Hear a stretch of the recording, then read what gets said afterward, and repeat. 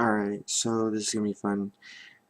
Um, for those of you seeing any of my videos for the first time, hi, welcome. I'm trying to do a series about mental illness as well as a slew of other subjects, but that's neither here nor there. It's been a while since I've done any video work. I've just been really out of it. It's been pretty low. Um, so about a year ago, dating this. It's currently April 2019, so about March, April 2018 is when I really started to research schizophrenia as in how it affects people, how people cope with it, how people just function with it.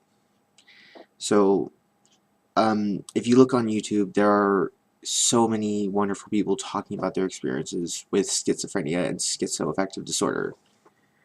Um, A lot of them cover the basics, like you have your positive, your negative symptoms, your psychotic symptoms, and what have you. But I want to talk about the things that no one tells you about being diagnosed with schizophrenia or schizoaffective disorder, any of the psychotic spectrum disorders. Um, Everyone chalks up schizophrenia to being delusional and seeing things that aren't there, hearing things that aren't there, and they don't realize that there are a lot of other components to this disorder that really fuck up your life. The executive dysfunction, where can I start? So, first off, there's this thing called thought blocking, which if you have to deal with this disorder, you know exactly what I'm talking about. Imagine you're trying to get a point across, you have a well-eloquated point, and just out of your brain it goes. It just no idea where that thought went. Your train of thought is just derailed and was never there. It's like some people have said it's like their thoughts are being stolen, or the thoughts are being taken from their brain, which I believe a lot of delusions can stem from not understanding what thought blocking is. It's basically your inner metronome just fizzing out for a second and you losing your train of thought. But yeah, what people don't realize is how bad, how much of a memory disorder schizophrenia is, as well as like psychotic disorder. It fucks with everything. It fucks with your long-term memory. It fucks with your working memory, your learning memory. So trying to learn new things becomes a chore. You misplace steps. You miscalculate a lot of things because your memory gaps.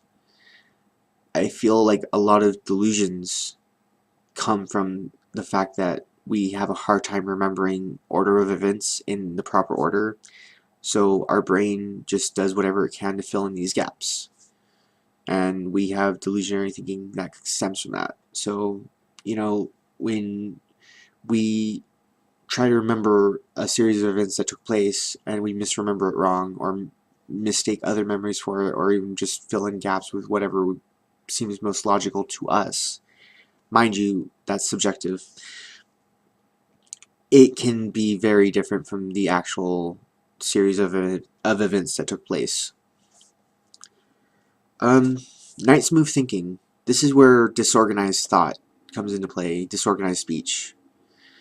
How our brains are just firing so fast, so fast, so fast. It's like if you're trying to remember what thought you're thinking about, it's just already 2 steps ahead of you, and whatever is coming out of our mouth from that thought process is, what's the word? It's out of order. It's like, it seems like word salad would be like just a slew of words that don't seem to make sense, but it's because there's missing components to that structure that we're trying to spit out. The best way I could describe it is, let's say, for example, the sun is very bright today. Now, my brain would think that thought. My mouth would come out. The day is light now.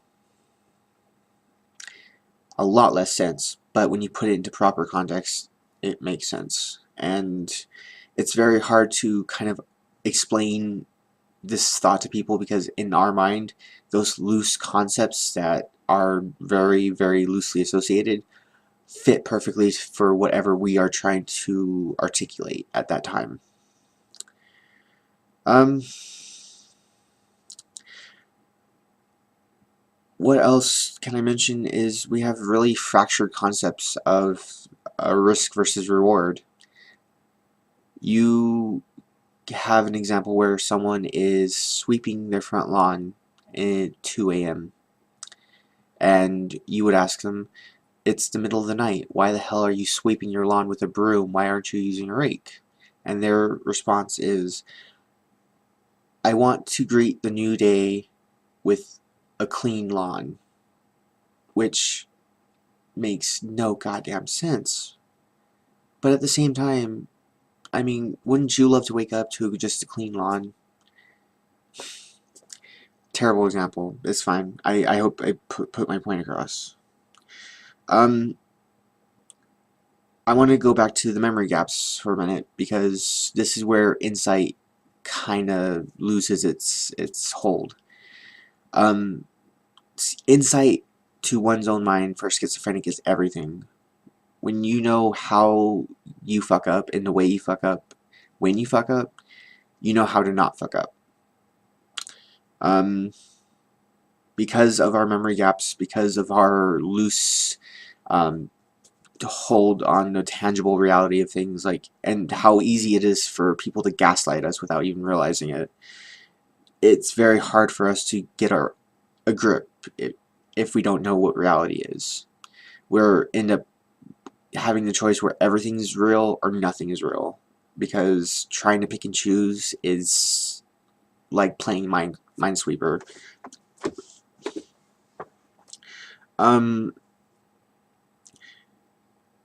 When it comes to the memory impairment too, we have to worry about like false memories or blocked memories. I can go my day to day and not remember a single second of what I've done or who I've talked to or, you know, what I did. Like, it just, I, image not found, file not found, what have you, is just nothing to record. And I don't know if it's my brain just blocking it out because of boredom or because it's just unable to be accessed. I used to joke that my mind was a rusted shut steel trap. If only I knew before I was making those jokes. I want to point out too that when it comes to blocked memories, this is where schizophrenia and dissociative identity disorder can kind of run in the same lines. If you don't know, schizophrenia is not just caused by a chemical imbalance. It's also caused by trauma that someone is associated with throughout their lifetime, isolation, and there's even genetic aspects where your very DNA can indicate whether you are able to come down with psychosis or not. Where was I? So when you go through a psychotic episode, you have to remember that is traumatic as fuck.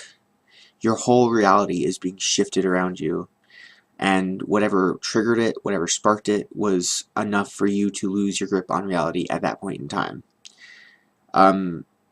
Some people just get the worst luck and it just happens to them one day. Some people are triggered by a breakup or a depression or a failed class or some incident where they could have gotten hurt or maybe even a suicide attempt. It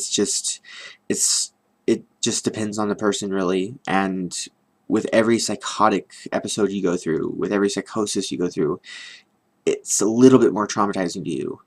It makes your CPTSD a little bit deeper, a little bit more ingrained in just to everything, because there are things you repress during those psychotic episodes that you are putting out of your mind for a very good reason. Whether it's the idea that your family was out to kill you, or like that you were God walking among mortal, what have you. It just, when you are of sound mind, you do not want to think psychotic thoughts. You do not want to be in psycho mode. And so that's where those blocked memories will cause disassociation spells. We will just phase out, zoom out, our brain will stop. I believe that might be a cause of thought blocking too, when certain words or certain ideas kind of reference past trauma and we just blank out for just a few seconds while our brain recuperates.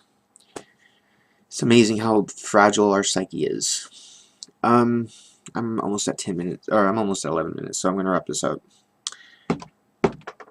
The biggest thing that no one tells you about schizophrenia that I will forever be irked at is brain fog. It's like living your life in soup. Thinking straight is nigh impossible. Trying to have cohesive thoughts that make sense, and the act of sharing them by using mouth words is such a chore, and I wish people could understand how aggravating it can be sometimes when you are trying to focus and, you know, function, and have this issue pop up where it's just like it is one of the most aggravating things that I am actually kind of sad that there was not more mention about it when I was first diagnosed.